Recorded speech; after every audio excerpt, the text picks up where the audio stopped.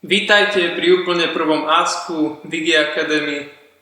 Boris vás víta. A Nikolás, tak začneme. Takže pozrieme sa na prvú otázku. Je anonymná. Myslím, že ľudia by sa nemuseli hambiť za svoje otázky. Takže ahoj, čo je to Digi, prosím ťa? Digi Academy je prvá slovenská digitálna akadémia, kde si nájdeš kurzy najmodernejších technológií. Tieto kurzy budú prebiehať formou videokurzov, testov. Ďalšia otázka je tiež anonymná. Či pripravujeme aj ďalšie zaujímavé kurzy, okrem tých, ktoré sme uverejnili zatiaľ na našom Facebooku? Klas. Samozrejme, máme toho veľa prichystaného a už od 1.11.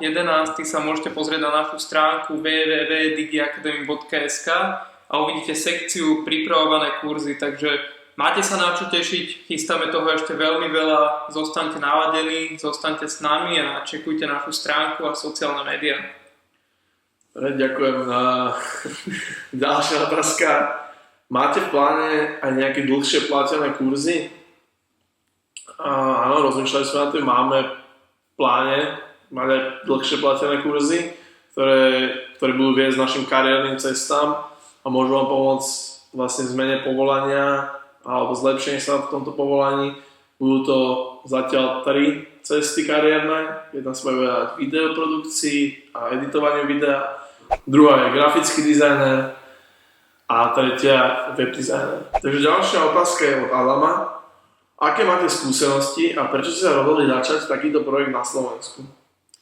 Takže ja aj Boris sme už pretestovali veľkú časť sveta, videli sme aj zámorie, boli sme v Kanade, sami máme vyštudovanú školu v Dánsku a vidíme, že takýto systém vzdelávania funguje všade vo svete. Na Slovensku však takýto systém chýba a veríme tomu, že na Slovensku je veľa šikovných ľudí, ale nemajú zatiaľ prostriedky, ako by sa svojmu hobby alebo svojej ceste kariérnej venovali. Preto sme sa rozhodli založiť Digi Academy a sprístupniť tieto kurzy a najnovšie technológie širokej verejnosti. Že určite medzi moje skúsenosti patrí 6 rokov sa venujem dizajnu aktívne. Som samouk, okrem toho mám aj vzdelanie z Dánska, ako Nikola spomenul, a rozhodol sa pre tento projekt začať s Nikolasom, aby sme trošku uľahčili Slovákom vzdelávanie sa v najmodernejších technológiách, aby sme mohli byť viac konkurencieschopní vo svete, aby sa ľudia nebali sa učiť moderné veci, aj keď im možno nejde angličtina alebo majú nejaký iný osobný problém s tým, že prečo im to nejde, tak sa snažíme to čo najľahšie vysvetliť pomocou videokurzov, pomocou priamo práce v tých programoch. Ďalšia otázka je anonymná. Keď niečo nepochopím z videa, viete mi to vysvetliť aj osobne? Takže ak náhodou niečo nepochopíte z videa, máte niekoľko možností.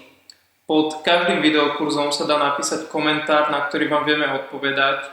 Viete nám napísať prostredníctvom support@digiacademy.sk alebo info@digiacademy.sk alebo priamo na stránke kontakt, kde nám môžete vypísať krátku formu a my vám na ňu budeme odpovedať. Určite by som nezabudol spomenúť aj live chat, ktorý máme na stránke, kde vždy je jeden z nás alebo niekto z našho support týmu. A keď máte nejaké otázky, sa kľudne pýtajte. Ďalšia otázka je od Nicole. Zaujímavé sa venuje blogovaniu. Ako by som mal začať pri zakladaní blogu? Dobrá otázka. Takže túto otázku zodpovieme priamo v našom kurze ako začať s blogovaním za 15 minút. Budeš tam mať vysvetlené všetky základné veci, ktoré potrebuješ k tomu.